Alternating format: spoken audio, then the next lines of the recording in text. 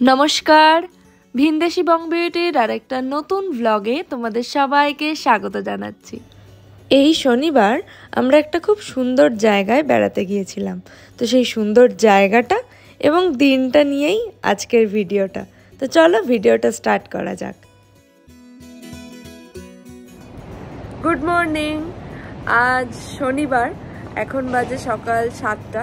তো আমরা আজকে একটু তাড়াতাড়ি উঠে পড়েছি, উঠে একটু ব্রেকফাস্ট করে নেব। আজকে একটা জায়গায় একটু বেড়াতে যাওয়া আছে আমাদের, তো তাড়াতাড়ি রেডি হয়ে নেব, নাহলে একটু দেরি হয়ে যাবে। পথে যেতে যেতে কথা হবে আর তখনই জানতে পারবে যে কোথায় যাচ্ছি। চলো তাহলে ভিডিওটা স্টার্ট করা যাক, সাথে দিনটাও। এখন বাজে সকাল 9টা। তো আমরা রওনা হয়ে গেছি আমাদের আজকের ডেস্টিনেশনের উদ্দেশ্যে। আজকে আমরা যাচ্ছি মাউন্ট ম্যাসিডন। তো এই জায়গাটাতে কিন্তু আমি প্রথমবার যাচ্ছি, তবে কৌস্তব অনেকবার গেছে, কারণ ও তো এখানে অনেক বছরই আছে। তো যাই হোক, আমি যেহেতু প্রথমবার যাচ্ছি তো আমি খুব এক্সাইটেড। অস্ট্রেলিয়াতে সেপ্টেম্বর, অক্টোবর এবং নভেম্বর এই 3টে মাস জুড়ে বসন্তকাল থাকে, এবং ডিসেম্বর, জানুয়ারি, ফেব্রুয়ারি এই সময়টাতে থাকে গ্রীষ্মকাল। আর শরৎ অর্থাৎ অটাম আসে এই মার্চ, এপ্রিল এবং মে মাসের মধ্যে। তো এখন এখানে শরৎকাল চলছে, আর শরৎকালে এখানে ওয়েদারটা আমার তো খুব ভালো লাগছে, কারণ সবে গরমটা গেছে আর শীতটা ঢুকছে, তো বেশ আরামদায়ক লাগে ওয়েদারটা। আজও বেশ ঝলমলে রোদ উঠেছে, তবে এই যে মাঝে মাঝে মেঘ দেখছো, এটা কিন্তু মেলবোর্নের ওয়েদারের প্রধান বৈশিষ্ট্য, যে কোনো মুহূর্তে পরিবর্তন হয়। তবে বৃষ্টির মুখে পড়বো না, এটুকু জানি। তো এই শরৎকালে এখানে ওয়েদার তো ভালো থাকেই, সাথে প্রকৃতিও অনেকটা বেশি করে সুন্দর হয়ে ওঠে। চলো, গল্প করতে করতে পৌঁছে গেছি মাউন্ট ম্যাসিডন।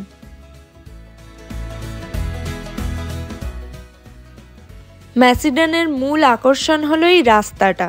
এই রাস্তাটার নাম অনার এভিনিউ। অটামে এই অনার এভিনিউকে বিশ্বের সবচেয়ে মনোরম রাস্তা হিসেবে ধরা হয়। তাই প্রতি বছর এই সময়টাতে সারা বিশ্ব জুড়ে বিভিন্ন জায়গা থেকে প্রচুর মানুষ এই জায়গাটা ঘুরতে আসে। মানুষ এত দূর থেকে দেখতে আসছে, আর আমরা এত কাছে থেকে আসবো না তা কি হয়? তবে এখনো যেটুকু তোমরা সবুজ পাতা এসব গাছগুলোতে দেখতে পাচ্ছ, আর কদিন পর মানে এইটুকুও সবুজ থাকবে না, পুরোপুরি লাল, হলুদ এই রঙে ছেয়ে যাবে। আবার এখানে কিন্তু কিছু গাছ এরকমও আছে যেগুলো হয়তো অন্যরকম রং, হয়তো বেগুনি রং, একটু নীলচে কালার পাতাগুলোর।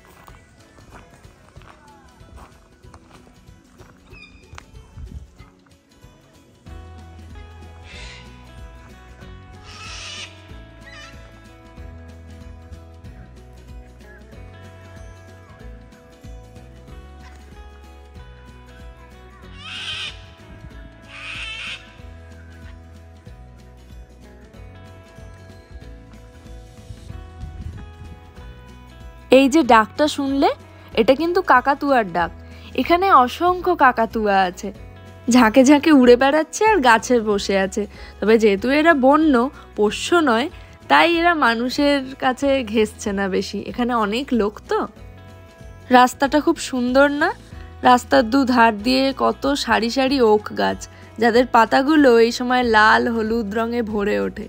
কি সুন্দর দেখতে লাগছে। তবে এই অনার এভিনিউর কিন্তু একটা হিস্টোরিক্যাল ভ্যালু আছে। এটা গাছে ঘেরা একটা স্মৃতিপথ বলা চলে, যার প্রতিটা গাছ এক একজন ব্যক্তির প্রতীক। প্রথম বিশ্বযুদ্ধে অস্ট্রেলিয়ার যে সমস্ত মানুষ যুদ্ধ করেছিলেন এবং যুদ্ধে প্রাণ হারিয়েছিলেন, তাদের স্মৃতির উদ্দেশ্যে এই গাছগুলোকে লাগানো হয়েছিল, এবং তাদের স্মৃতির উদ্দেশ্যেই তাদেরকে শ্রদ্ধা জানিয়ে এই রাস্তাটার নামকরণ করা হয় অনার এভিনিউ। রাস্তাটা তোমাদের দেখতে কেমন লাগলো আমাকে কমেন্ট করে জানিও কিন্তু। তো এখন আমরা ওখান থেকে বেরিয়ে গেছি। নেক্সট গন্তব্য হলো কাছে পিঠেই এরকম আরও অনেক সুন্দর সুন্দর জায়গা আছে, যারা এই শরৎকালে এক্সট্রা সুন্দর হয়ে মানুষের জন্য অপেক্ষা করছে। তবে এই মুহূর্তে আমরা অপেক্ষা করছি কতক্ষণে একটা ক্যাফে বা বেকারিতে গিয়ে পৌঁছাবো, ব্রেকফাস্টটা সেরে ফেলবো। কিন্তু এরকম রাস্তা হলে মন তো চাইই না যে এই পথ শেষ হোক।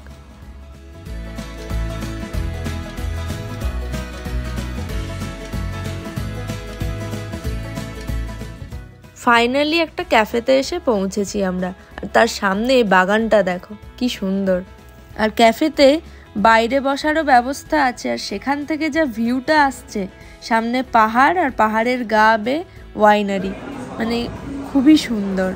তবে এখানে আমরা খাবার দাবার সেভাবে পাইনি, তো সবাই একটু কফি, হট চকলেট এইসব দিয়েই কাজ চালিয়ে নিয়েছি। দেখি সামনে গিয়ে যদি আবার কিছু পাই।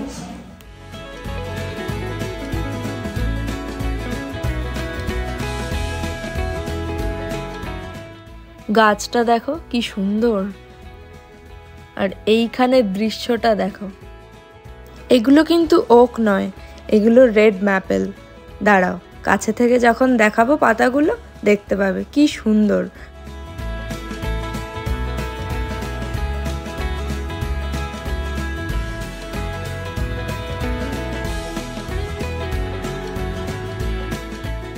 এই দেখ নিচে কত পাতা পড়ে আছে। তবে এই পাতার রংটা কিন্তু ঠিক টুকটুকে লাল নয়, একটু গোলাপির ছোঁয়াও আছে। এখানকার পরিবেশটা এত সুন্দর, যেন একদম স্বপ্নের মতন। যেমনি গাছের রং তেমনি আকাশের সাথে মিশে গিয়ে যেন, মানে জানি না, এই সৌন্দর্যের বর্ণনা করার ভাষা খুঁজে পাচ্ছি না। তোমাদের কেমন লাগলো আমাকে কমেন্ট করে জানিও। মাউন্ট ম্যাসিডনের অন্যতম প্রধান আকর্ষণ হলো এই মেমোরিয়াল ক্রস, যার উচ্চতা প্রায় 70 ফুট। পর্বতের চূড়ার কাছে দাঁড়িয়ে থাকা এই ক্রসটাকে প্রথম বিশ্বযুদ্ধে যারা মারা গিয়েছিলেন তাদের স্মরণার্থে 1935 সালে প্রতিষ্ঠা করা হয়েছিল। এই যে বাইকার দাদাদের দেখছো, ওরাও কিন্তু আমাদের সাথেই ঘুরতে এসেছে, শুধু আমাদের জার্নিটা হয়েছে আলাদা। মানে আমরা এসেছি গাড়িতে, ওরা এসেছে ওদের বাইক নিয়ে। যাই হোক, এই লুকআউটটাও কিন্তু খুব সুন্দর, বলো?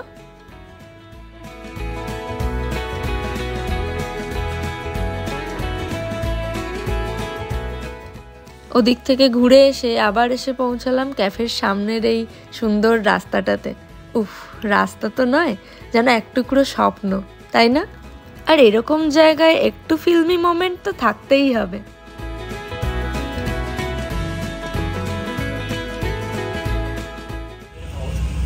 তো ওখান থেকে একটু এগিয়ে এসেই একটা সুন্দর টাউনে এসে পৌঁছেছি আমরা, যেটার নাম হলো উডেন। আর ওখানে একটা খুব সুন্দর বেকারিও খুঁজে পাওয়া গেছে। তো এখন আমরা সবাই একটু খাওয়া দাওয়া করে নিচ্ছি আর কি। আমরা দুজনে নিয়েছি দুটো স্যান্ডউইচ আর একটা ডেজার্ট, কারণ একটু মিষ্টির ছোঁয়া থাকলে ভালোই লাগে। বাচ্চাটা কেমন অবাক হয়ে পুতুলগুলো দেখছে, এত জীবন্ত পুতুলগুলো। ও যেন দেখে মনে হচ্ছে ওকে ওদের কাছেই খাবার চেয়ে বসবে এবার। খাওয়া দাওয়া করে এবার আমরা রওনা হয়ে গেছি আমাদের নেক্সট গন্তব্যের জন্য। তো এরপর আমরা যাব ডেলসফোর্ড। এই দৃশ্যটা দেখে ছোটবেলার একটা স্মৃতি মনে পড়ে গেল। আমাদের বাড়ির কম্পিউটারে এরকমই একটা ওয়ালপেপার থাকতো, যেটা আমার খুব ফেভারিট ছিল। যাই হোক, গল্প করতে করতে পৌঁছে গিয়েছি ডেলসফোর্ড। মাউন্ট ম্যাসিডনের খুবই কাছে। তো ডেলসফোর্ড হলো ভিক্টোরিয়ার গ্রেট ডিভাইডিং রেঞ্জের পাদদেশে অবস্থিত একটা শহর। এইটা হলো সেই ডেলসফোর্ড শহরটা। বেশ সুন্দর, বলো? পুরোনো দিনের বিল্ডিং সব দেখতে বেশ সুন্দর লাগছে।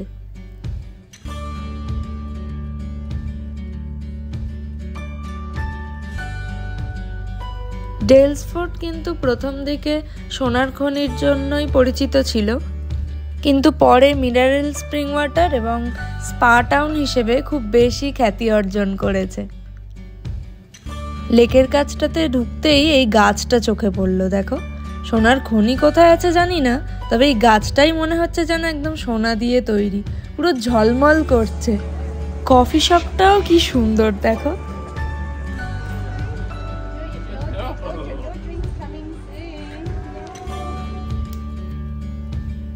আমরা দুজন আইসক্রিম অর্ডার দিয়েছিলাম, এসেও গেছে। দেখো কি সুন্দর দেখতে না? সবকিছুই এখানে কি ব্রাইট আর কালারফুল। এই দেখো লেকে হাঁস চড়ছে, হাঁসগুলো কি বেশি ফ্রেন্ডলি। এখানে আসলে খাবার দেওয়ার ব্যবস্থা আছে, তাই ওরা মানুষ দেখলেই জানে খাবার দেবে, তাই কাছে কাছেই ঘোরে। এই হলো লেক ডেলসফোর্ড। এর চারিদিকের পরিবেশ, গাছপালা সবকিছু মিলিয়ে দারুণ একটা অ্যাম্বিয়েন্স এখানে তৈরি হয়েছে। দেখো।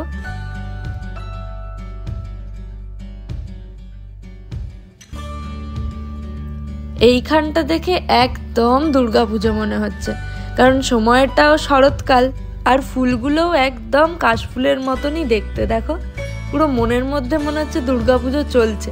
সে নাইবা থাকলো ঢাকি আর নাই থাকলো প্রতিমা, বাঙালি কি না। কাশফুল আর শরতের নীল আকাশ আর পেঁজা তুলো মেঘ দেখলে আর ঢাকের বাদ্যি বাজাতে লাগে না, মনেই বেজে ওঠে।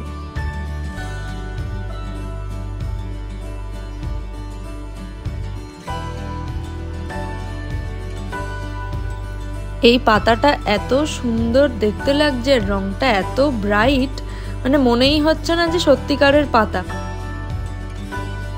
এই লেকটাতে সুইমিংও করা যায় আর কায়াকিংও করা যায়, তবে যেহেতু বিকেল হয়ে গেছে আর এখন যেহেতু ঠান্ডা পড়ছে, তাই কেউ আর সাঁতার কাটতে নামেনি। এই দেখো মিনারেল স্প্রিং ওয়াটার পাহাড়ের গা বেয়ে বয়ে এসে লেকটাতে গিয়ে মিশেছে।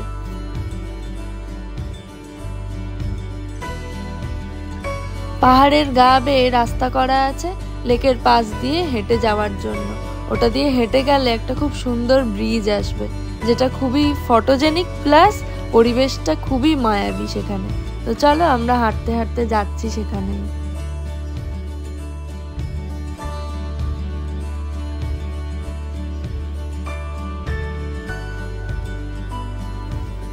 এই দেখো কি সুন্দর একটা কাঠের ব্রিজ, আর এইখানে জলের উপর একটা গাছ উল্টে পড়ে আছে।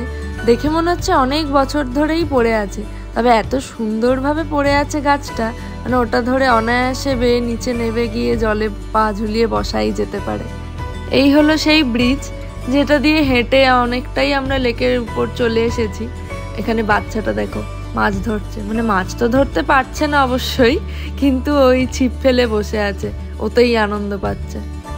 তো এই দেখো লেকের চারিদিকে এখান থেকে ভিউটা দারুণ।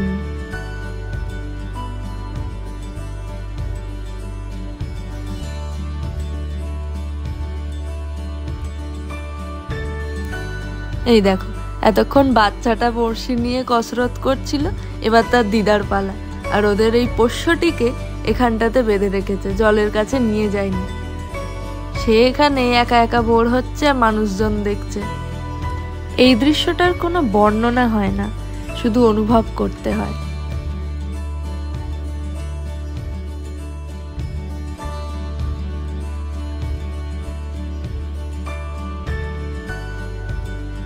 চলো এবার এদিকটা থেকে আবার ওই হেঁটে সামনের দিকেই যাই, এবার তো ফিরতে হবে।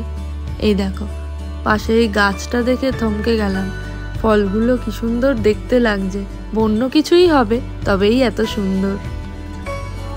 আবার সামনেটাতেই চলে এসেছি আর এই গাছটা চোখে পড়লো। তখন এর পাশের রাস্তাটা দিয়ে গিয়েছি বলে এদিকটা ঘুরে দেখা হয়নি, তাই একটু এদিকটাতে হাঁটতে এলাম। এবার তো ফিরে যাব, তার আগে একটু ছোট করে হেঁটে আসি ভাবলাম।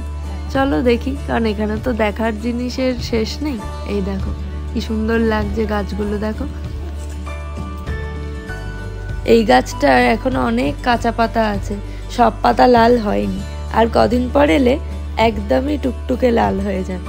আর এই সেই সোনাঝরা গাছটা দেখো কি সুন্দর ঝলমল করছে পুরো রোদে। কাছ থেকে আমি যখন গাছটা দেখলাম, আমার দেখে যেন দেশের নিম গাছের কথা মনে হলো, একদম ওরকম না পাতাগুলো, তবে রংটা কিন্তু চোখ ধাঁধানো।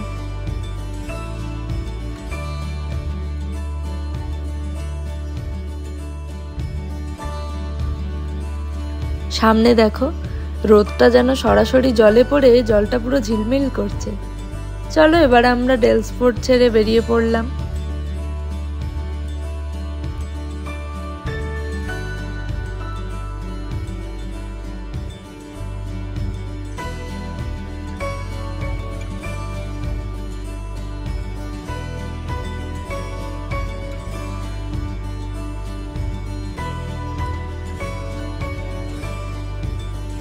অচেনা দেশে পাড়ি দিয়েছিলাম, এবার দেখো বাড়ির কাছাকাছি চলে এসেছি, বোঝাই যাচ্ছে। ওই যে সামনে চেনা শহর উকি দিচ্ছে। আর কি, চলে এসেছি সিটিতে। খুব সুন্দর একটা সানসেট দিয়ে আজকের দিনটা শেষ হলো, আর ভিডিওটাও এখানেই শেষ করব। ভিডিওটা ভালো লাগলে একটা লাইক করে দিও, শেয়ার করো, আর আমার চ্যানেলটা সাবস্ক্রাইব করে দিও। তাহলে আজ আসি, দেখা হবে পরের ভিডিওতে। Thanks for watching, by.